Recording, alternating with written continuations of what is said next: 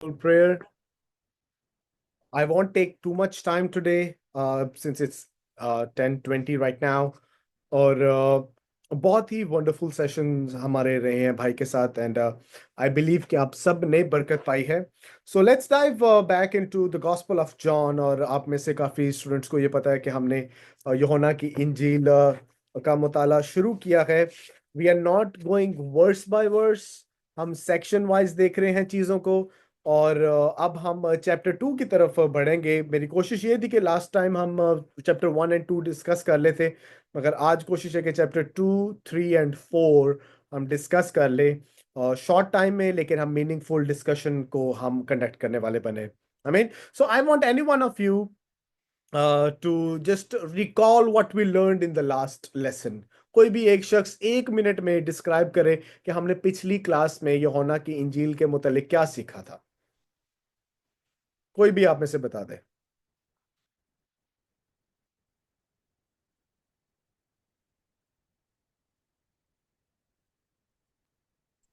Sir, हमने सीखा था कि यूहन्ना की इंजील का जो मरकजी मजमून है वो है कि यीशु खुदा है, और उसके मकसद को देखा था कि वो क्यों लिखी गई यूहन्ना की इंजील। और उसका आपने ये मकसद बताया था कि उस टाइम पर एक बिद्दत थी, गनोस्टिस गनासियत गनास्तियत, आप गनास्तियत बोल रहे हैं जी. गनासियत। उनका कहना ये था कि यीशु सिर्फ इंसान नहीं है बल्कि रूह है। तो हम्म. उसके बारे में हमने सीखा था यूहन्ना की अंजील में से कि यीशु खुदा है। और हमने बहुत से खुदावंद यीशु मसीह के टाइटल के बारे में सीखा था कि खुदा का बड़ा है, खुदा मसीह दुनिया के गुनाह उठाने वाला है, और खुदावंद यीशु मसीह हम्म. यीशु मसीह के लिए जो यूहन्ना के बारे में हमने सीखा था कि खुदावंद यीशु मसीह के लिए राह तैयार करने वाला है। और बिल्कुल. लास्ट में हमने सीखा था कि खुदावंद यीशु मसीह रूहुल कुदस से बपतिस्मा देने वाले हैं। I mean, we learned a lot about the हमने मसीह के फितरत के मुतालिक और मसीह यीशु के उसके ज़ात के मुतालिक काफ़ी बातों को सीखा. Thank you so much. बहुत अच्छे और जामा अंदाज में आपने बयान किया कि हमने पिछली क्लास में क्या सीखा. And this is the way you need to retain what you are learning. अगर आप रिटेन नहीं कर रहे, आप पार्टिसिपेट नहीं कर रहे, तो ऐसा ही होगा कि आपको याद नहीं रहेगा. तो चैप्टर 2 की तरफ चलेंगे, और इसमें हम देखेंगे जीसस क्राइस्ट को एज अ मिरेकल वर्कर, यानी यीशु मसीह बतौर मौजज़ात करने वाला. हमने पिछले बाब में यह देखा कि यीशु मसीह किस तरह से खुदा है और किस तरह से वो इंसान बना, मुजस्सम हुआ. मुजस्सम होने के लिए हमने एक टर्मिनोलॉजी को सीखा था जिसको हम कहते हैं इनकारनेशन. ठीक है, इंग्लिश में कहते हैं इनकारनेशन, यानी अलूहियत का बशरियत को ओढ़ लेना. उसको हम इनकारनेशन कहते हैं, मुजस्सम होना कहते हैं. सो ये हमने पिछले बाब में देखा, और हम इस बाब में इस चीज को स्टडी करेंगे कि यहां तक कि अगर वो कामिल इंसान है, वो कामिल खुदा भी है. और वो बिल्कुल हमारी तरह वो नशोनुमा हासिल करता गया, वो सीखता गया. उसने खाया, वो सोया, पिया, बोला, चला फिरा. वो जब थक भी गया, तब भी इंसान होने के नाते वो सब बातों का कारण, लेकिन तब भी वो खुदा है. अगर आप मत्ती की इंजील पहले बाब के 28वीं 23वीं आयत देखो, तो वहां पर लिखा है कि देखो, एक कंवारी हामला होगी और बेटा जनेगी, और उसका नाम इम्मानुएल रखेंगे, जिसका तर्जुमा है खुदा हमारे साथ. इमैनुअल का क्या मतलब है? खुदा हमारे साथ. अभी क्रिसमस का सीजन आने वाला है, और आप ये इन आयात पर आप बहुत से पैगामात को सुनेंगे. लेकिन आई थिंक मैथ्यू 123 में, जहां पर पहले मत्ती की इंजील पहले बाब के 23वीं आयत में वो बयान कर रहा है कि देखो, कुंवारी हामला होगी, बेटा जनेगी, उसका नाम इमैनुअल रखना, खुदा हमारे साथ. यूहन्ना की इंजील पहले बाब के 14वीं आयत में सिमिलर आइडिया मिलता है कि कलाम मुजस्सम हुआ. आई थिंक उसकी कंप्लीट तशरीह पेश कर दी गई है. इसलिए हम कहते हैं कि बाइबल मुकद्दस में हमें कॉन्ट्रडिक्शंस नहीं मिलती, कॉम्प्लीमेंट्स मिलते हैं, ताकि बात पूरी वाज़ेह की जा सके. सो इस बाब में हम देखेंगे कि यीशु मसीह क्या काम सर अंजाम देते हैं. कोई मुझे बता सकते हैं कि यीशु मसीह, कि मैंने आपको कहा था दूसरे बाब से 5वें बाब तक आपने पढ़ना है। क्या मुझे बता सकता है कि यीशु मसीह इस बाब में कहां पर गए? अरे अब हमारे पास टाइम शॉर्ट है, जल्दी से अन माइक माइक अपना अनम्यूट कीजिए, और हमें मुझे जो जो मैं क्वेश्चंस करूं जल्दी से मुझे उसका रिस्पॉन्स चाहिए, आप सबसे चाहिए। यीशु मसीह ने कनाई में गई। बिल्कुल कनाए नहीं, इसे बोलेंगे कानाए गलील। ठीक है, काना गई। कानाए गलील में गया। और यहां पर यीशु मसीह करने क्या गए हैं, कोई बताएगा? शादी की जियाफत में। हाय हाय, शादी की जियाफत, लंगर खाने मेरा यीशु चला गया है। अभी जब शुरू होने वाला है अक्टूबर में सीजन, आपने भी लंगर खाने हैं, आपने भी रोटी खानी है, और यीशु मसीह वहां पर गया है, और वहां पर वो शादी की उस तरकीब में, उस इवेंट में वो हिस्सेदार हुआ है।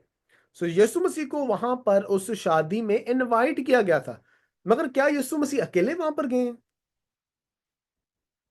जी। नो सर, अपनी माँ। अकेले नहीं थे, अपनी माँ के साथ गए थे। माँ के, अच्छा, मामा मामा मामा की गई हैं साथ, और शागिर्द भी साथ थे। परफेक्ट। सो शागिर्द, उसकी माँ, और यीशु मसीह, ये सब उस शादी के इवेंट में गए हैं। और आपको पता है कि हम एक शादी की तरकीब को एक ब्लेसिंग मानते हैं, क्योंकि ये खुदावन की तरफ से एक ब्लेसिंग है। और यहाँ पर हम देखते हैं कि यीशु मसीह वहां पर उस शादी में जाकर शादमान भी होता है। शादी शादमानी के लिए है, और यीशु मसीह भी हमें यहाँ पर शादी में जाकर हमें दिखाई देते हैं कि वो कितने शादमान हैं। याद रखें कि वो शादी के इवेंट्स कामयाब हैं और बाबरकत हैं, जिनमें यीशु मौजूद होता है। आमीन। सो व्हाट ऑर्डर, आपने क्योंकि ये वो पढ़ा है वर्स 5 के मुताबिक, कोई भी मुझे इस बात का जवाब दे दे कि मुकद्दसा Mariam, what order did Mary give, मुकद्दसा मरियम ने वहां के वर्कर्स को क्या हुक्म दिया आयत नंबर 5 के मुताबिक? जरा देखें जी, आयत But नंबर। she said, do whatever Jesus tells you to do. Exactly, do what Jesus tells. Do, अब देखें, माँ बड़ी है, ठीक है, इसको जरा थोड़ी देर सोचने की कोशिश करें। माँ बड़ी है, माँ ज्यादा मेच्योर है, बट माँ को अपने बेटे पर भरोसा है कि वो जो करेगा वो ठीक होगा, because she knew who Jesus really was. She knew कि यीशु सब कुछ कर सकता है। और फिर यीशु मसीह ने क्या किया? यीशु मसीह ने वहां पर क्या करने को कहा? उन्होंने कहा, यीशु मसीह ने कहा कि तू वहां पर जार्स को पानी से भर दे, और यीशु मसीह ने वहां पर पानी को मैं बना दिया। और जब वहां के नौकरों ने, वहां के सर्वेंट्स ने उस पानी को उन जार्स में से निकाला, उन मटकों में से निकाला, तो वो क्या देखते हैं कि वो पानी मैं बन चुकी थी। एक इंपॉर्टेंट एलिमेंट हमें यहां पे देखना है। मुकद्दसा मरियम ने और वहां के सर्वेंट्स ने, वहां के वहां के हमें जो सर्वेंट्स बाकी सारे नजर आते हैं जो इन सब चीजों की देखभाल कर रहे हैं, दे ओबेड जीसस। याद रखें, जब आप मसीह यीशु को ओबे करते हैं, जब आप यीशु मसीह की ताबेदारी करते हैं, और जैसा वो कहते हैं आप वैसा करते हैं, तो यकीन जाने खुदाबंद सब कुछ आपके लिए कर देता है। 10वीं आयत जरा देखें, और लिखा, हर शख्स पहले अच्छी मैं पेश करता है, और नाकस उस वक्त जब पी कर छुक गए, आ, मगर तूने अच्छी मैं अब तक रख छोड़ी थी। Jesus Christ will never give you the first thing, third class thing, he will always provide you with the best thing. उस वक्त मैं शादमानी का एक सिंबल था, और खुदावंद यस्सु ने पानी को मैं बनाया, शादमानी दी। कोई मुझे बताएगा कि आखिर वजह क्या थी कि पानी को मैं क्यों बनाया गया? कोई आप, late me know your thoughts, what do you think कि इसका क्या मतलब हुआ पानी को मैं बना देना?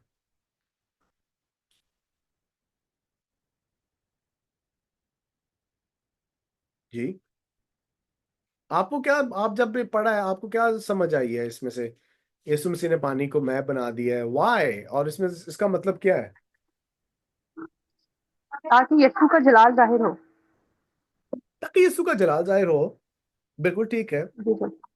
जरा मेरे साथ देखें 11वीं, ठीक है, दूसरे बाप की 11वीं आयत, वो क्या लिखा है कि ये पहला मौजज़ा यीशु ने काना गलील में दिखाकर अपना जलाल जाहिर किया।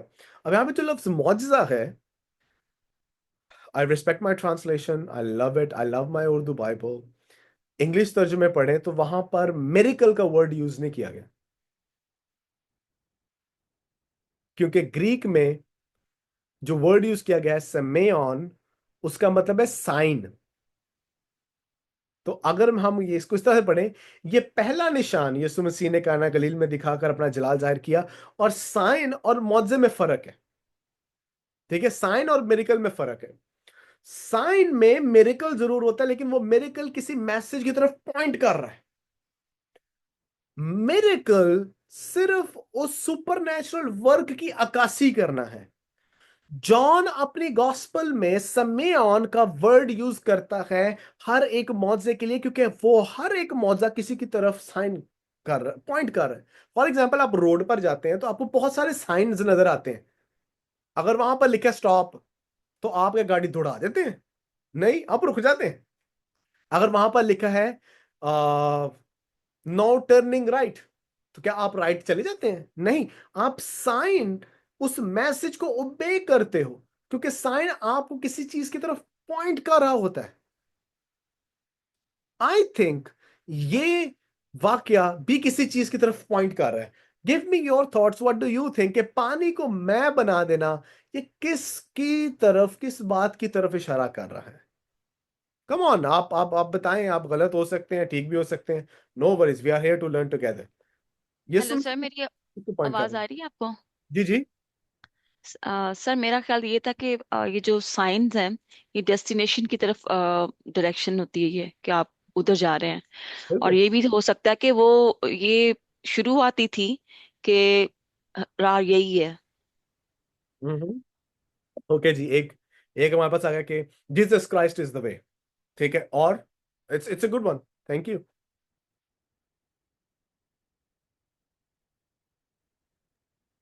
It can be a supernatural act कि Jesus has power over nature and matter. या it can be super natural act है कि यीशु मसीह को नेचर पर भी इख्तियार है। वंडरफुल। और एक और हम रिप्लाई लेंगे।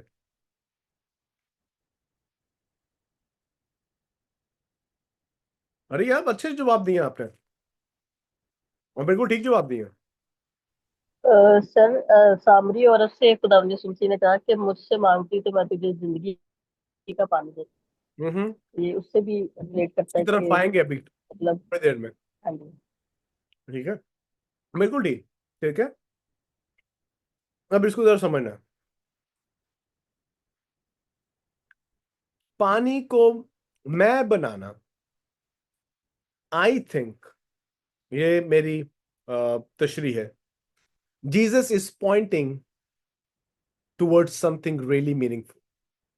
और ये पहला मौजज़ा था जो यीशु ने दिखाया, ये पहला निशान था जो यीशु ने दिखाया। और ये निशान इस तरफ को पॉइंट कर रहा है कि यीशु मसीह के आने की वजह से नए वक्त का आगाज हुआ है। This is the new messianic as.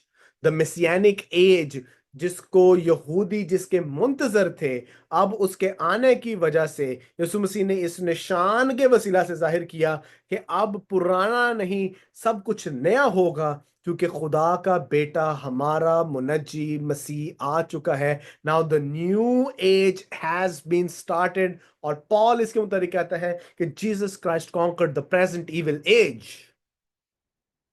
पानी प्रेजेंट पुराने इवल एज को जाहिर करती है, लेकिन मैं बना देना ये एक नई मेसियानिक एज को की तरफ इशारा कर रही है। और वो मेसियानिक एज किस तरह से प्रोग्रेस करता है, यूहन्ना अपनी इंजील में उसको बयान करता है। आमीन। I hope it's clear to you. आगे चलें। Again, I am not going to do verse by verse, but हम कुछ डिस्कशंस इसमें से हम करते जाएंगे। अब आगे हम देखते हैं कि यीशु मसीह आगे हैकल में जाते हैं।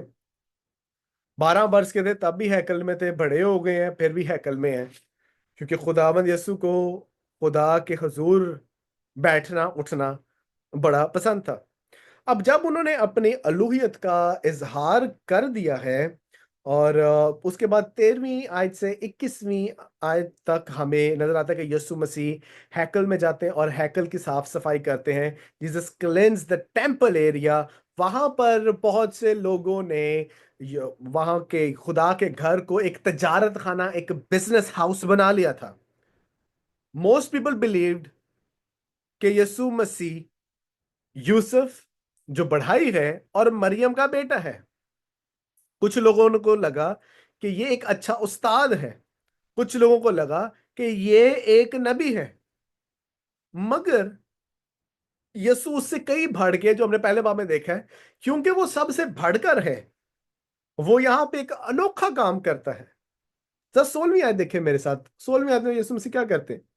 वो कहते हैं, और कबूतर फरोशों से कहा, इनको यहां से ले जाओ, मेरे बाप के घर को तजारत का घर ना बनाओ। Jesus is concern for his house. पहले बार में हमने देखा वो अपनों में आपने उसे रिजेक्ट किया, उसे कबूल ना किया। अब जब वो अपने घर में गया है, जहां पर वो पहले पाक तरीन मुकाम में आकर बैठा करता, अब जब वो physically after God incarnated God man when he went into the temple, जब वो हैकल में गया है, तो वहां पर जाने के बाद वो क्या देखता है? वो देखता है कि उन्होंने इसको बिजनेस का अड्डा बनाया हुआ है। ये कहने के लिए कि मेरे बाप का घर, when he speaking about temple, दर हकीकत वो यही कह रहा था कि बाप और मैं एक है, बाप और मैं एक है। अगर मेरा बाप क्लर्क है तो मैं भी क्लर्क हूं। अगर मेरा बाप इस घर का मालिक है तो मैं भी इस घर का मालिक हूं। अगर बाप खुदा है, मैं भी खुदा हूं। यीशु मसीह यहां पर अपनी अलूहियत को जाहिर कर रहे हैं। This is doctrinal statement about himself. It's not a theology जो कि इंसान अपनी तरफ से लेके आए, हमें सहाइफ से मिल रही है बात। यीशु मसीह यहां पर अपनी अलूहियत का बयान कर रहे हैं। तो यीशु का घर या खुदा का घर किस लिए है? ताकि आप उसको, उसकी इज्जत करें, आप खुदावंद को ताजीम दें। ये बिजनेस की जगह नहीं है। और पौलुस रसूल पहले करंथियों के खत में 3 बाब की 16वीं आयत में हमें और गहरे मुकाशफा से मुतारफ कराता है। वो क्या कहता है? क्या तुम नहीं जानते कि तुम खुदा का मकदस हो और उसका रूह तुम्हें बसा हुआ है? वो तो यरूशलेम में ये हैकल एक जाहिरी, जिस एक जाहिरी हैकल तो थी, लेकिन अब आपके बदन हैकल है। Even this act is pointing to something spiritual. This act is pointing something much deeper than just cleansing of the temple. आपको यीशु ने अपने लहू से धोकर आपको हैकल का दर्जा अदा किया है, और आप में, क्योंकि आप खुदा का मकदस, उसका मस्कन है, आप में खुदावंद बसता है, आप में खुदावंद रहता है, रूहुल कुद्स आप में रहता है। और हम देखते हैं यीशु मसीह ने यहां पर जब वो कर रहे हैं, सारा तख्ते उलट रहे हैं, तो यहूदियों ने उसके पास आया, कहा 18वें के मुताबिक, कौन तू हमको कौन सा निशान दिखाता है? कोई हमको निशान दे। अब ये निशान के बड़े ना पुजारी थे। यहूदियों का एक सबसे बड़ा मसला था, हर चीज में निशान मांगते थे, प्रूफ मांगते थे। भाई प्रूफ का निशान केड़ा है? खरूज की किताब में खुदा ने बहुत सारे निशान दिखाए, फिर भी ये मान ना लाए। आज मैं इस पर थोड़ी देर के बाद बात करूंगा।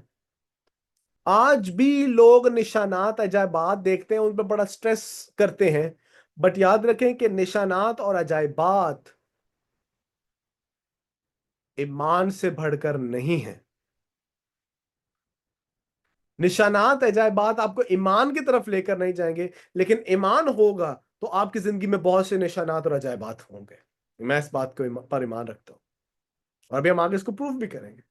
यीशु मसीह ने वहां पर उनको निशान दिया कि इस मकदस को ढा दो तो मैं इसे तीसरे दिन उठा खड़ा करूंगा। लोगों को लगा कि भाई 40 वर्ष लग गए हमें इस मकदस को बनाते। Herod, the temple of Herod, जो हेरोदिस ने इस हैकल को बनवाया, इसको कम से कम 46 बरस लग गए थे। यीशु कह रहा है कि इन्हें उठा दो, मैं तीसरे दिन इसे खड़ा कर। यीशु मसीह अपने बदन के मुतालिक कह रहे थे। और ये रूहुल कुद्स के वसीला से शागिर्दों को बाद में इस चीज के बारे में समझ हुई। याद रखें, यहूदी यस्सु अल मसीह की अलूहियत के मुतालिक अंधे थे। दे वर ब्लाइंडेड। आज भी बहुत से लोग यस्सु मसीह की अलूहियत के मुतालिक अंधे हैं। They need to open their eyes. याद रखें, मौजज़ात उनको नहीं बदलेंगे, मुर्दों को जिंदा करने से लोग नहीं बदलेंगे, जब तक रूहुल कुद्स उनकी नजरों से पर्दा ना हटाए वो नहीं देख पाएंगे। वो नहीं देख पाएंगे। इसलिए रूहुल कुद्स को अपनी जिंदगी में काम करने का मौका दें। कहें कि रूहुल कुद्स मेरी जिंदगी को तब्दील कर। उसे कहें कि रूहुल कुद्स मेरी जिंदगी में तू काम कर। Since we have short time, let's go forward. Discussion questions हम एंड पे करेंगे। हम तीसरे बाब में चलेंगे और मेरा मेन एम्फेसिस होगा तीसरे बाब की पहली आयत से लेकर 21वीं आयत। यहां पर हम एक शख्स आया है, ये क्यूट सा बाबा जी हमें नजर आता है यहाँ पे। एक बाबा जी मिलने आए यीशु को, और इसका नाम है निकोदेमस। निकोदेमस एक फरीसी था, एक आलम शरा था। और फरीसी यहूदियों में से एक गिरोह था जो मूसवी शरीयत की पासदारी और ताबेदारी में बड़े ही कट्टर थे। और बतौर फरीसी होते हुए निकोदेमस खुदा पर ईमान भी रखता था और दुआ भी करता था। एक शख्स ने इसको इस तरह भी बयान किया कि निकोदेमस वक्त दिन में 5 वक्त की नमाज भी पढ़ता था, यानी 5 वक्त दुआ भी किया करता था। वेल, मैं इसमें मुतफिक तो नहीं हूं, लेकिन हमारे लिए एक रोल, एक मॉडल मिल जाता कि हाँ, he was a guy who used to pray a lot. फिर वो हैकल में बहुत दफा जाया करता था। वो एक नेक शख्स था और वो खुदा के शरीयत की बातों को, खुदा के हुक्मों को सिखाता जरूर था। लेकिन मैं इस टेक्स्ट को पढ़ने के बाद इस नतीजे पर पहुंचा हूं कि वो इससे मुतमईन नहीं था। he was not satisfied। इसलिए वो यीशु के पास आता है मिलने। और यीशु मसीह आते कहता है, उसको इस बात पर ईमान था कि ये खुदावंद की तरफ से कोई भेजा हुआ नबी है। और यीशु मसीह उसके पास रात के वक्त आए हैं। यीशु मसीह के पास वो रात के वक्त आया। क्यों? ऐ डरदे हुए कि बाकी फरीसियां दा ग्रोह ਉਹਨੂੰ ਵੇਖ ਨਾ ले। बाकी फरीसियों का ग्रोह उसे देख ना ले। वो रात के वक्त आया, छुपके छुपके, चोरी चोरी, छुपके छुपके। सो हमें कुछ बातें जो यहां से टेक्स्ट में से मिलती हैं। आपसे सवाल है, why did Nicodemus come to Jesus? वो यीशु मसीह के पास क्यों आया? आपने ये बात पढ़ा हुआ है। वो यीशु मसीह के पास क्यों आया? जी, let me know your thoughts.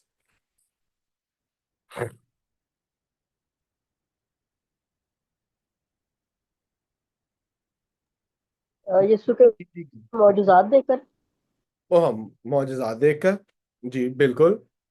Anyone else? एक और जवाब लेंगे। व्हाई डिड ही कम?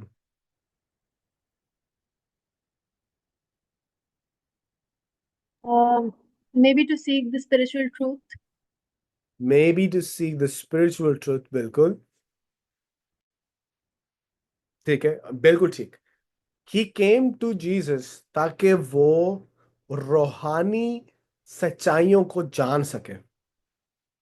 इस अच्छा, निकोदेमस कौन था? आप में से कोई बताएगा? Who was Nicodemus? He was a Pharisee. Perfect, वो एक फरीसी था। ठीक है, वो एक फरीसी था। ओके, आप एक और सवाल, अभी मैंने बता दिया भाई। वो रात को क्यों आया? एमिली के अलावा कोई बात करेगा? वो रात को क्यों आया? यीशु मसीह में सुबह को क्यों नहीं आया? शाम में क्यों नहीं आया? रात को क्यों आया? ताकि बाकी सर फरीसियों का बाकी सर देख गिरोह ना उसे देख ले कि ये यीशु के पास बिल्कुल बिल्कुल बिल्कुल, क्योंकि यीशु कॉन्टेक्स्ट देखना है।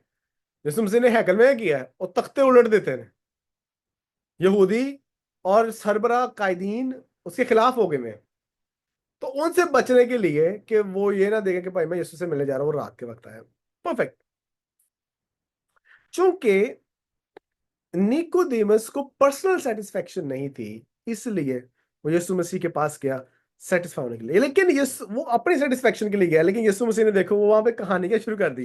यीशु मसीह ने खुदा की बादशाही के मुतालिक वहां पर बात करना शुरू कर दी। और क्या कहा? तीसरी आयत देखे जरा। वो कहते यीशु मसीह ने जवाब में कहा, मैं तुझे सच कहता हूं कि जब तक कोई नई सिरे से पैदा ना हो खुदा की बादशाही को नहीं देखेगा। He will not see the gods kingdom. अब खुदा की बादशाही, इस जरा फ्रेज में हम बात करते हैं।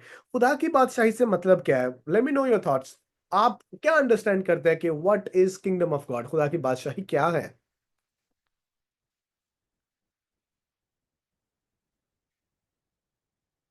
जी आप लोग। Second second coming of Jesus.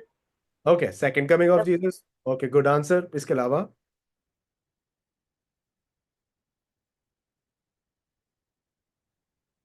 जी, इसके अलावा?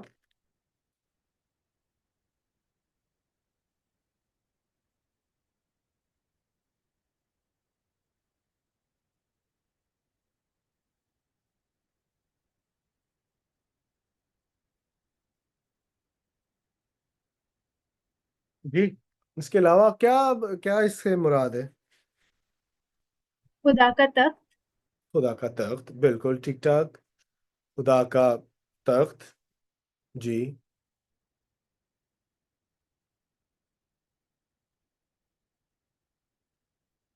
जी, well well done Priscilla, it's a good feedback. So let us see the scripture what it teaches about the kingdom of God. अपने तरफ से कोई नहीं डेफिनेशन बनानी, बाइबल में से देखते हैं what Bible teaches about kingdom of God. लूका की इंजील उसका 17वां बाब 20वीं और 21वीं आयत ये मार्क कर लें।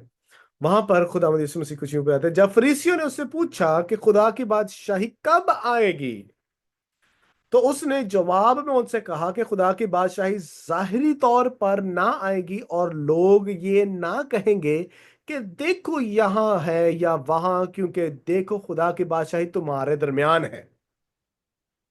What does Jesus wants to say? खुदा की बादशाही वहां है जहां पर यीशु है। अब इसको जरा हमने बिब्लिकल थियोलॉजिकल एस्पेक्ट्स के मुताबिक भी देखना है, अभी हम उस पर बात करते हैं। यूहन्ना की इंजील, एक और वाला देखें, यूहन्ना की इंजील 18वां बाब उसकी 36वीं आयत। वो कहते हैं यीशु ने जवाब दिया कि मेरी बादशाही इस दुनिया की नहीं। अगर मेरी बादशाही दुनिया की होती तो मेरे खादम लड़ते ताकि मैं यहूदियों के हवाला ना किया जाता, मगर अब मेरी बादशाही यहाँ की नहीं। क्राइस्ट कह रहे हैं बादशाही तुम्हारे दरमियान है। क्राइस्ट कह रहे हैं मेरी बादशाही इस दुनिया की नहीं है, यानी इसे थोड़ा सा मॉडिफाई करें, इस दुनिया जैसी बादशाही नहीं है। मगर पहला तसलीकियों, दूसरा तसलीकियों, मुकाशवा की किताब पढ़े तो वो बतौर बादशाहों का बादशाह पर जाहिर होगा। अब इसको हम हार्मोनाइज कैसे करेंगे? दिस इज कॉल्ड कि एक हवाला पकड़ के हम अपनी डॉक्ट्रिन बिल्ड नहीं कर सकते। The kingdom of God means number one, Jesus Christ reigning in your life. मसीह अभी इस वक्त इसी घड़ी इसी लम्हा आपकी जिंदगियों पर राज करे, ये खुदा की बादशाही है। और वो आपके तख्त पर, आपका तख्त जो आपके दिल में है वहां पर बैठा हो और राज कर रहा हो, ये खुदा की बादशाही है। और जाहिरी तौर पर खुदा की बादशाही कब होगी? जब मसीह यीशु दोबारा आमद सानी के वक्त आएगा। So this is kingdom of God. और किंगडम ऑफ गॉड में जाने के लिए क्या जरूरी है? नए सिरे से पैदा होना। What does it means to be नए सिरे से पैदा होना? नई पैदाइश। बड़ा लोग, मैंने बड़े बड़े मैसेजेस सुने हैं, अभी हम इस पे बड़ी थियोलॉजिकल टॉक करने वाले हैं। What does it means by being born again? नई पैदाइश से या रीजेनरेशन से क्या मुराद है? यीशु के नाम पर बपतिस्मा लेना।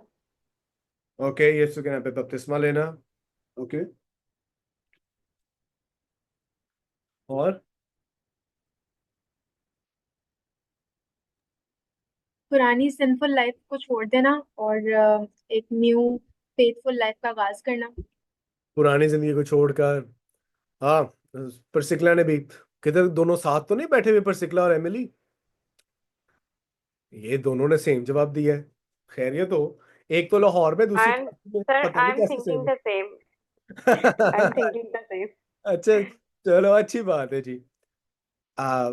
सॉरी टू से, दिस इज रॉन्ग आंसर। मैंने कभी आपको गलत नहीं कहा कि ये आपने गलत जवाब दिया, क्योंकि this is a crucial doctrine जो हमें सीखनी है। Bible does Hmm. Not teach के नई पैदाइश नई जिंदगी है। बाइबल डज नॉट टीच कि ये एक नए तौर से जीना है। रीजेनरेशन का ताल्लुक कुछ बहुत गहरा है, बाइबल से प्रूफ करेंगे। अब इंसान को दो दफा जन्म लेना जरूर है। एक तो पहली दफा वो जन्म कब लेता है? जब वो अपने माँ के बतन से बाहर आता है, इंसानी तौर पर पैदाइश लेता है। और दूसरी दफा उसे रूहानी तौर पर पैदा होना जरूरी है। ठीक है, तो इसीलिए तो यीशु मसीह को बामी निकोदेमुस कहता है, और जनाब मैं तो बुढ़ा हो गया है, देखो ना दाढ़ी दाढ़ी मोचे दी, चिट्टी दाढ़ी मोचे दी। निकोदेमुस ने कहा, भाई मैं तो बुढ़ा हो गया, मैं दोबारा कैंज मां के बदन से जाके पेट में जाके दोबारा से पैदा हूं? How is that possible? Yeshu ने उसे जवाब में कहा कि जब तक कोई आदमी पानी और रूह से पैदा ना हो, खुदा की बादशाह में दाखिल ना हो, पानी और रूह, नई पैदाइश होना जरूरी है। छठी आयत में कहता है जो जिस्म से पैदा हुआ है वो जिस्म है। यानी जो आदम से पैदा हुआ है, आप और मैं आदम से थे, जो आदम से पैदा हुआ है वो आदम में है, सिन में है। इसको समझना अपने बात को। जो आदम से पैदा हुआ है वो किस में है? सिन में है, वो गुनाह में है। लेकिन जो रूह से पैदा हुआ है वो रूहानी है, वो खुदा की बादशाही में है। अब रूह से पैदा आप कैसे हो सकते हैं? कोई बताएगा मुझे?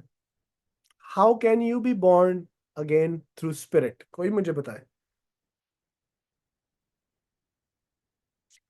मरिया, इसके बाद हमने सरपेंट को भी डिस्कस करना है। आप रूह से पैदा कैसे हो सकते हैं? आई थिंक परसिकला Sir, ने। when you baptized with Holy Spirit. जी परसिकला बेटा, I know that you are in office. Holy Spirit के बैप्टिज्म से, ओके। होली स्पिरिट का बैप्टिज्म कैसे होता है?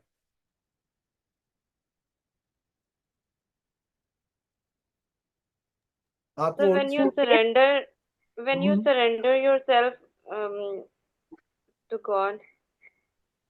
When you surrender yourself to God, okay, ये आपके टिपिकल अंडरस्टैंडिंग है। परफेक्ट। और हाउ थ्रू फेथ। कैन आप रीजेनरेट कैसे होते हैं? कम ऑन, कोई तो शख्स वो लफ्ज बोल दो जो मैं चाह रहा हूँ सुनने के लिए। Sir through faith. Ah, thank you Emily, thank you so much. अब नेक्स्ट क्वेश्चन मेरा ये है क्या पहले ईमान होता है या पहले पैदाइश होती है? रीजेनरेशन का काम पहले है या ईमान पहले है? सिस्टर, पहले ईमान। ईमान। ये, ईमान। ओ वाह, ये सिस्टर बिमला जवाब दे रही है थोड़ा बहुत कि नहीं? I think no. तो कोई बात नहीं। I am missing her, I am missing my sister, because पिछले फ्राइडे बहुत क्वेश्चंस का जवाब उन्होंने दिया था। जी जी, किस किसने कहा ईमान? सर मी। ओके, मैंने तो सबने कहा। यस और सर। तो सबने कहा कि पहले ईमान होता है, फिर आप नए सिरे से पैदा होते हैं। ऐसे ही है, सब मुत्फिक है? Yes sir. पक्की बात है? Yes sir. पक्की बात है सिस्टर इरम ने भी यही कहा है। पुप्पो जी, पक्की बात है कि पहले ईमान है?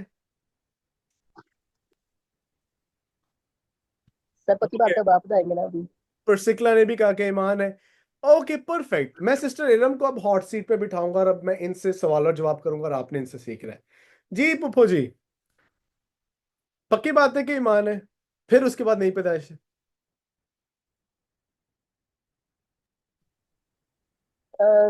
सर इस हवाले से मैंने कहा है कि जैसे फॉर एग्जांपल किसी ने बपतिस्मा लेना है और अगर वो आज ही इसी वक्त इकरार कर लेता है हम्म। और अगली संडे आने में जैसे कलीसिया के सामने वो उसका बपतिस्मा होगा। तो जैसे आज ही वो ईमान ले आता है, इकरार कर लेता है, तो मतलब वो जो है वो रूह से नए सिरे से पैदा हो गया। मैं इस बात को इस तरह दे रही हूँ। परफेक्ट, ठीक है, आपकी अंडरस्टैंडिंग ठीक है। अब चले आपके साथ बात करते करते ना, माइक अपना अनम्यूट ही रखना है। जरा मेरे साथ पढ़िए इफिसियों दूसरा बाब 6ठी आयत से 8वीं आयत तक। आपने पढ़ना है इफिसियों दूसरा बाब 6ठी आयत से 8वीं आयत तक। यहाँ पे लिखा है रूह में बयाना के तौर पे दिया गया। नहीं, आप बाइबल खोले ना, इफिसियों दूसरा बाब 6ठी आयत से 8वीं आयत हाँ तक। जी, पढ़े जरा, दूसरा बात 6 से 8। 6ठी आयत से 8वीं आयत। में जो लिखा है, और मसीह यीशु में शामिल करके उसके साथ जिलाया बल्कि और चौथी आसमानी मकामों चौथी पर आयत से उसके पढ़े, साथ बल्कि बिठाया, पोपो ताकि जी वो अपनी चौथी आयत से पढ़े जरा। चौथी आयत से ओके 8वीं आयत तक। जी। खुदा के कलाम में ये रकम है, मगर खुदा ने अपने रहम की दौलत से उस बड़ी मोहब्बत के सबब से जो उसने हमसे की, जब कसूरों के सबब से मुर्दा ही थे, तो हमको मसीह के साथ जिंदा किया। ओके, यहाँ पे स्टॉप स्टॉप स्टॉप तुमको फजल ही से स्टॉप। निजात यहाँ मिली पे है। कसूरों के सबब से क्या थे? जी पोपो जी, कसूरों के सबब से कसूरों क्या थे आप? मुर्दा मुर्दा थे। क्या मुर्दा। आप मुर्दा शख्स ईमान ला सकते हैं? हाँ, नहीं। फिर सोच लें, क्या आप मुर्दा शख्स ईमान ला सकते हैं? तो मतलब रूहानी तौर पे मुर्दा है या जिस्मानी तौर पे मुर्दा यहाँ पर आपको क्या लगता है वो क्या कह रहा है?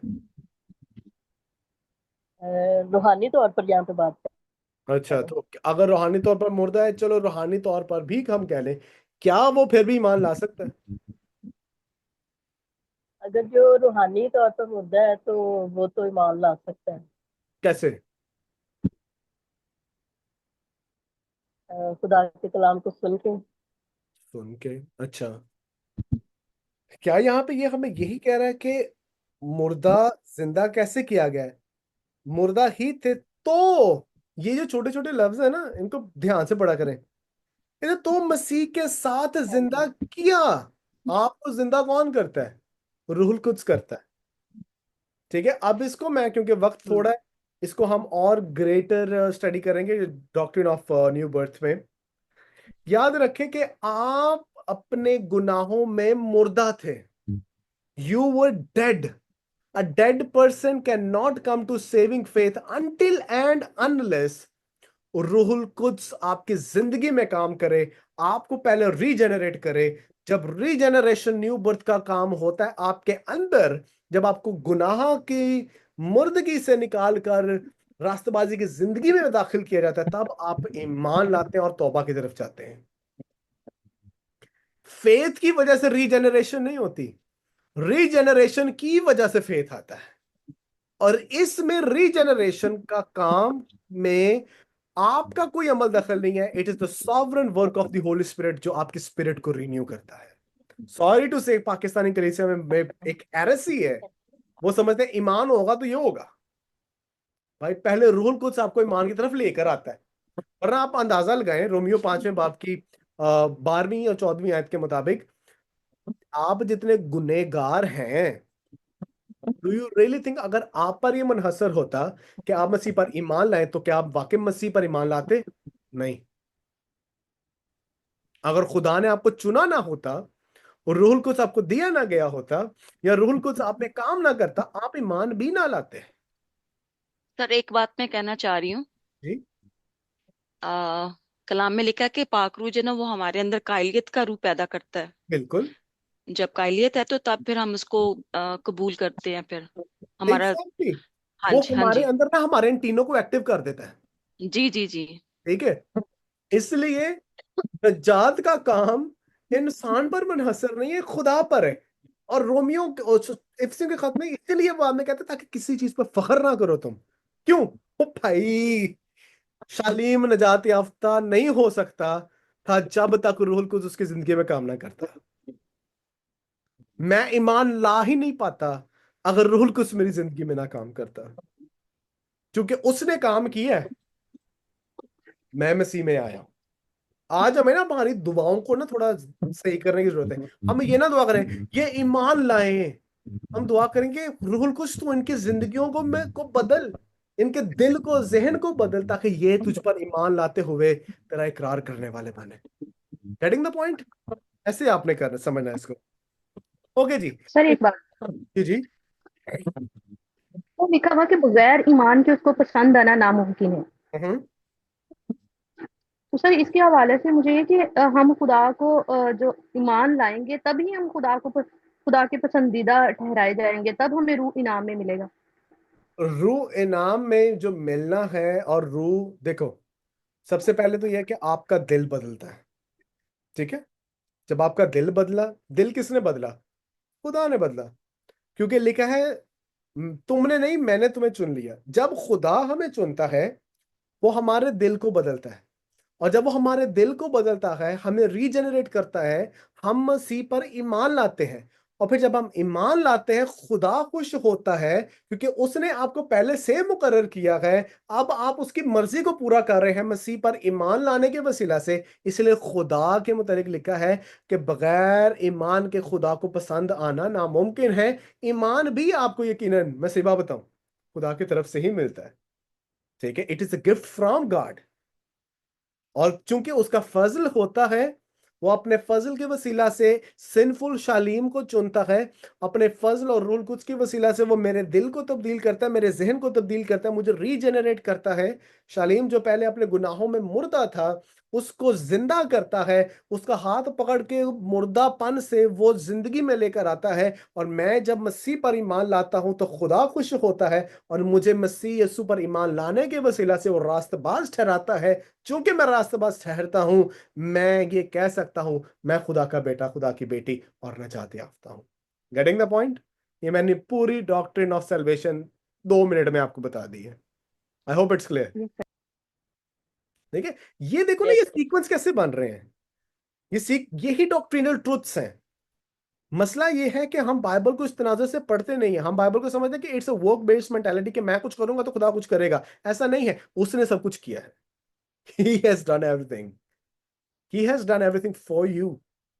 आज हम स्पिरिचुअल ग्रोथ की बात करते हैं, खुदा मुझे रूहानी तौर पर बढ़ा, हाय मैनू बढ़ा। हम समझते हैं मैं जिन्नी दुआ करांगा मैं उन्हें वादा जावांगा। हम समझते हैं मैं जिन्ने रोजे रखांगा मैं उन्हें वादा जावांगा। और जितना मैं बढ़ूंगा मैं खुदा से छीनूंगा, मैं रिसीव करूंगा। नहीं, मैं इसको रूहानी बलूगत या स्पिरिचुअल ग्रोथ नहीं मानता। मैं रूहानी बलूगत इसको मानता हूं कि मैं दुआ और रोजे के वसीला से खुदा से लेने वाला ना बनूं, बल्कि ये जानने वाला बनूं कि जो पौलुस रसूल कहता है एफिसियों के खत में कि तुमको रूहानी मुकामों में हर तरह की रूहानी बरकत से नवाजा गया है। मैं उन बरकतों को देखूं, उन बरकतों के बारे में अंडरस्टैंड करूं जो मसीह में मुझे ऑलरेडी हासिल है। That is spiritual growth. आज हमें मसीहों को यह सिखाना जरूरी है। Why am I doing the exposition?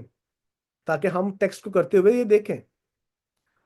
Okay, but Jesus said to have faith, then miracle can be happen. बिल्कुल। पर आप ठीक कह रहे हो कि ईमान होगा तो मिरेकल होगा। बिल्कुल ठीक कह रहे हो। यही मैंने आपको पहले बताया है कि मिरेकल से ईमान नहीं आता, लेकिन ईमान से मिरेकल जरूर होता है।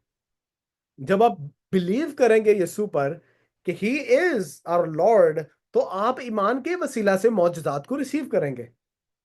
आप मौजूदात देखकर ईमान नहीं ला सकते। आप इंप्रेस जरूर हो सकते हैं, लेकिन ईमान के वसीला से आप मौजूदात बहुत देख सकते हैं। That is the understanding of what I was saying.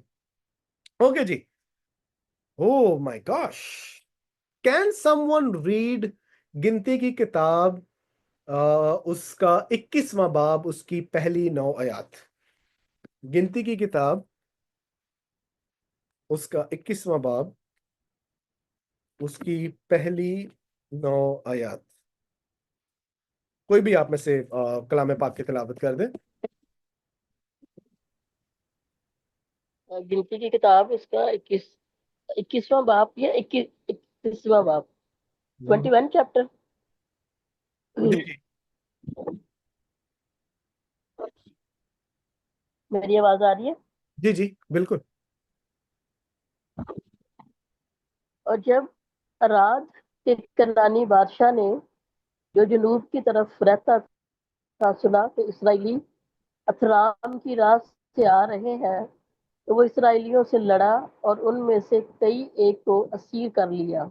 हम्म तब इसराइलियों ने खुदा से हजूर मन्नत मानी और कहा कि अगर तू सचमुच उन लोगों को हमारे हवाले कर दे तो हम उनके शहरों को नेस्त कर देंगे। और खुदावन ने इसराइल की फरियाद सुनी और कनानियों को उनके हवाले कर दिया, और उन्होंने उनको और उनके शहरों को नेस्त कर दिया। चनाचे उस जगह का नाम भी खुरमा पड़ गया। फिर उन्होंने कोहे पूर से रवाना होकर बहरे कुलजम का रास्ता लिया, ताकि मुल्क के अदूम के बाहर बाहर घूम कर जाएं। लेकिन उन लोगों की जान उस रास्ता से आगे आ गई, हम्म और लोग खुदा की और मूसा की तारीफ करके कहने लगे कि तुम क्यों हमको मिस्र से बियाबान में मरने के लिए ले आए। यहाँ तो ना रोटी है ना पानी, और हमारा जी इस नकम्मी खुराक से कराहियत करता है। तब खुदावन ने उन लोगों में जलाने वाले सांप भेजे। उन्होंने लोगों को काटा और बहुत से इसराइली मर गए। हम्म तब वो लोग मूसा के पास आकर कहने लगे कि हमने गुनाह किया, क्योंकि हमने खुदावन की और तेरी शिकायत की। तो तू हम्म खुदावन से दुआ कर और वो इन सांपों को हमसे दूर करे। चनाचे मूसा ने लोगों के लिए दुआ की। तब खुदावन ने मूसा से कहा कि एक जलाने वाला सांप बना ले और उसे एक बलि पर लटका दे, और जो सांप का डसा हुआ उस पर नजर करेगा वो जीता बचेगा। चनाचे मूसा ने पीतल का एक सांप बनवाकर उसे बलि पर लटका दिया, और ऐसा हुआ कि जिस जिस सांप के डसे हुए आदमी ने उसे पीतल के सांप पर निगाह की वो जीता बच गया। आमीन। आमीन। सो यहाँ पर हम देखते हैं कि सांप ने इसराइली कौम को डस दिया है, हलाक हो रहे हैं। लेकिन मूसा ने फरियाद की और खुदा ने उसकी रेमेडी भी दी। याद रखें, खुदावंद आपको रेमेडीज देता है। He gives you the solution. ठीक है, खुदा सिर्फ आर्गुमेंट नहीं देता, बल्कि he gives you the solutions of everything. यहाँ पर हम देखते हैं कि 21वें बाब में, गिनती किताब में, वहां पर ये पीतल का सांप आप देख रहे हैं, और यहाँ पर यीशु मसीह को आप सलीब पर ऊंचाई पर देख रहे हैं। यीशु मसीह ने कहा कि जरूर है कि इब्ने आदम ऊंचे पर चढ़ाया जाए, ताकि जो कोई ईमान लाए उसमें हमेशा की जिंदगी पाई जाए। पर सिकला ने भी पूछा कि कई लोग मौजजात देकर ईमान लाते हैं। जब मौजजात ईमान का बाइस बनते हैं ना, तो जब मौजजात नहीं होते हम ईमान भी खो बैठते हैं। लेकिन जब ईमान होगा तो मौजजा हो रहा है या नहीं हो रहा, आप कंसिस्टेंटली खुदा के साथ चलते रहेंगे। मिसाल के तौर पर मैं इसको इस तरह से बयान करता हूं, हमें बेसिस को समझना है। ठीक है, पर्टिकुलर हमें बेसिस को समझना है। बुनियाद क्या है? ठीक है, बुनियाद क्या है? Why is Christ so emphasizing on faith? अब देखें कि हमें ये नजर आता है कि खुदावंद यीशु तीसरे बाब में वो एम्फेटिकली तौर पर फेथ की बात कर रहा है। आगे जब आप जाते हैं चौथे बाब में, वो फिर वहां पर मौजजा कोई नहीं दिखाया। तीसरे बाब में मौजजा नहीं दिखाया, चौथे बाब में मौजजा नहीं दिखाया। बात किसकी वो बार बार कर रहा है? Faith faith faith faith faith. हमारी चर्च में एक बहन थी, उसका बेटा सीरियसली सीरियसली वो बहुत ही ज्यादा बीमार हो गया, यहां तक कि मरने के मुकाम पर आ चुका था। ठीक है, और बड़ी मिन्नतें की, बड़ी दुआएं की। She was a nominal Christian. उसने चर्च का रुख किया कि मुझे खुदा बरकत दे। अच्छा, मुआवजा हो गया, मुआवजा हो गया।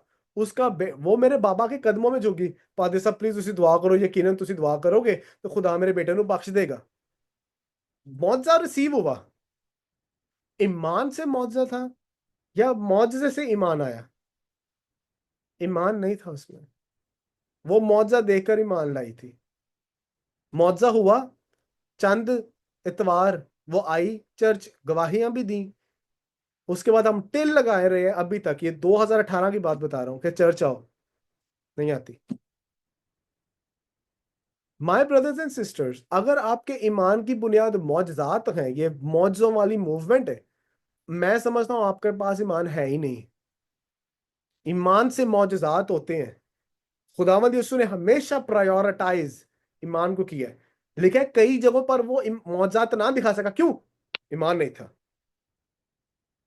Faith comes first. Faith is always first to receive everything. ये वो सेविंग फेथ की बात नहीं कर रहा, बिलीविंग फेथ की बात कर रहा हूं। जब आप बिलीव करते हैं तो आप रिसीव करते हैं। ठीक है। Sorry for dragging the same thing brother, but Peter itself ईमान लाया मिरेकल के बाद। किसने कहा पीटर? हाँ ठीक है, आप समझ लें कि यस, पीटर वॉज ईमान के बाद आया। लेकिन मुझे ये बताएं, क्या पीटर ने अप्रोच किया था यीशु को, या यीशु ने अप्रोच किया था पीटर को? Who approached Peter? ठीक है, बस काम खत्म, कहानी खत्म। चुना किसने? पीटर नहीं है, यीशु ने? I am ready for your reply.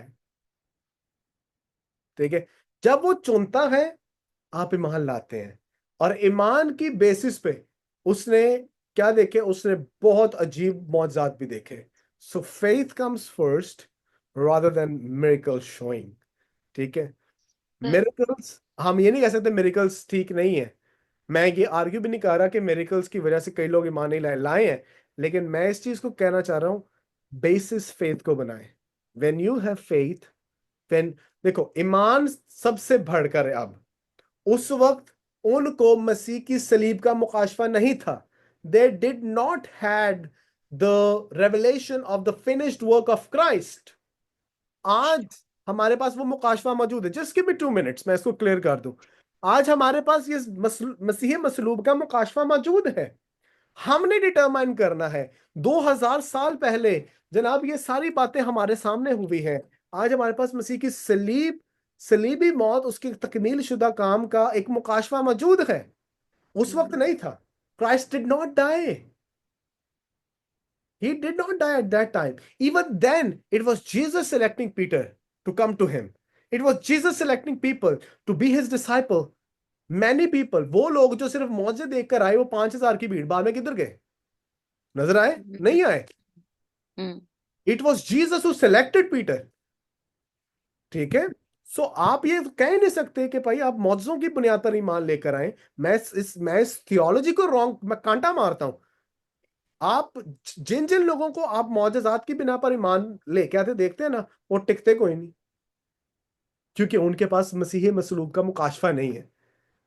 ईमान लाना, दिल से इकरार करना मुंह से, किस बात का? कि मेरा यीशु पहले, ये अभी हमें कोर्स पढ़ेंगे अंडरस्टैंडिंग द गॉस्पल, जिसमें मैं ये आपको बताऊंगा, सिखाऊंगा कि गॉस्पल है क्या और किस गॉस्पल पर ईमान लाना है। And that gospel is Christ died, was buried and raised the third day. ये मुकाशफा उस वक्त पतरस के सामने नहीं था, पर सिकला, ये मुकाशफा आज हमारे पास है। Even then, Christ was the one to approach him, because Christ is known as for knowledge. वो क्या है? वो इल्मे कुल है।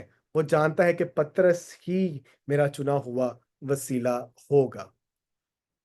ओके, ओह शुक्र है, क्लियर हो गया। सॉरी टू से, हमारे ना कलीसियाओं में बहुत सी ऐसी बातें हैं जो कि ना मिक्स्ड हो चुकी हैं। हमने उनको क्लियर रखना है। अब यहां पर भी क्राइस्ट किसको एम्फेसिस कर रहे हैं? मौजे को। क्राइस्ट वो मौजे पर एम्फेसिस नहीं कर रहा कि जो उस टाइम बनी इसराइल के दरमियान हुआ। वो किस पे एम्फेसाइज कर रहा है?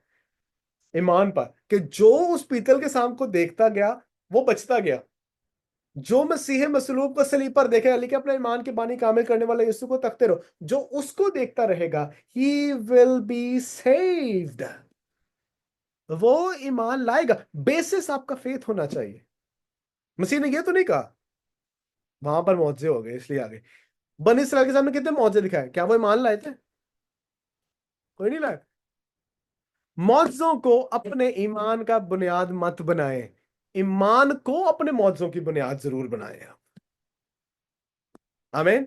सो इसलिए यहां पर वो कहता है जरूर है कि इब्ने आदम को ऊंचे पर चढ़ाया जाए, और फिर वो तीसरे बाब में कहता है मोस्ट फेवरेट वर्ड्स कि खुदा ने दुनिया से ऐसी मोहब्बत रखी कि उसने अपना इकलौता बेटा बख्श दिया ताकि जो कोई उस पर ईमान लाए वो हलाक ना हो बल्कि हमेशा की जिंदगी पाए। और फिर आगे कहता है जो मसीह पर ईमान लाता है वो निजात पाता है, लेकिन जो रिजेक्ट करता है वो क्या है?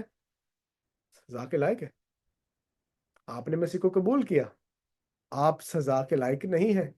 रोमियो 8वें बाब पहली आयत में उन पर बस जो मसीह यीशु में उन पर सजा का हुक्म नहीं। क्यों नहीं हुक्म? क्योंकि आप मसीह पर ईमान लाए हैं। मौजज़े की वजह से सजा का हुक्म नहीं है। आई am not against miracles. Please इसको अपने ज़हन में बिठा लें। आई am not against miracles. I am against this thing कि आप मिरेकल्स की बिना पे आप ईमान लेकर आते हैं। इंजील की बिना पर ईमान लाएं और ईमान से अपने मौजज़े को रिसीव करें। I think that is what Christ is focusing on, believing and receiving. How can you believe in the finished work of Christ and receive that blessing? Amen. I think that is all for today. और बाफजले खुदा हम next class